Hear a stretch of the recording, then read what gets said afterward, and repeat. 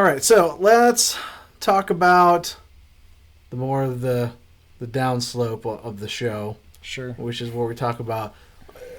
So when we talk about closing down a business or wanting to shut it down, you and every business might get to the point where, oh man, I don't know if I can do this. This is costing me too much money.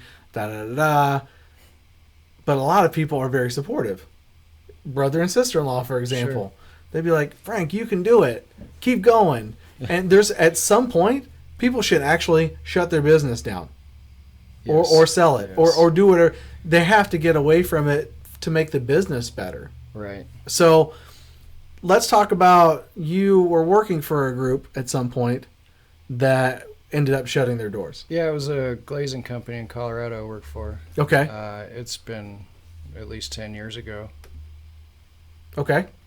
However, I'm still really good friends with the owners, but it just was a situation where a series of unfortunate events, and we tried to make it float, and it didn't. And it was, and when it got to the point where we had to close, or we knew we were closing, it was just kind of, it was weird. It was an empty feeling knowing that you had to go in every day and you weren't going to have a job in a week, and you see all the materials going out and the tools being sold and getting paid in cash, which isn't too bad, but, the checks kept getting smaller. And, Yeah. It is what it is, but I hung in there till the end for him and did what I could, and it most definitely is a weird feeling.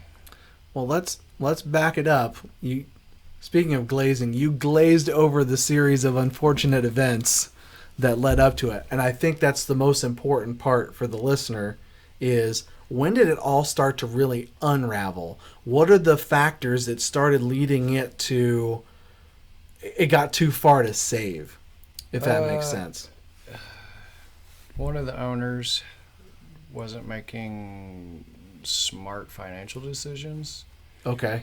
He had some personal habits that cost a lot of money, and he wasn't telling anybody that he was leeching out of the funds, and so he wasn't doing his job getting us work.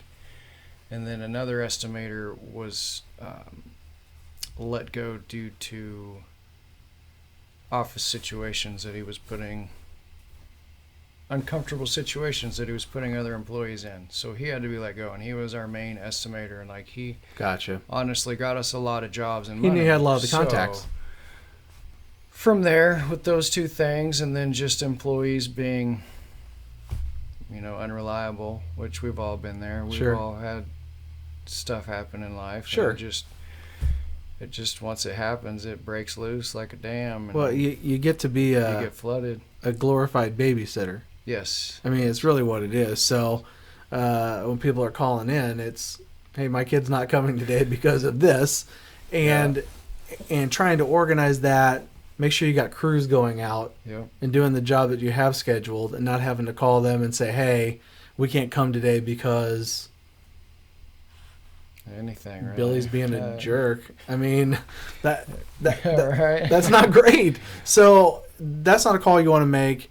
And being able to stack everything up against that, how do I have a staffing agency on speed dial to where I can actually get a semblance of a crew out there, where I've got a couple of guys that do know exactly what to do and 2 guys to carry stuff. Sure. I mean, we got to be able to put that together on the fly.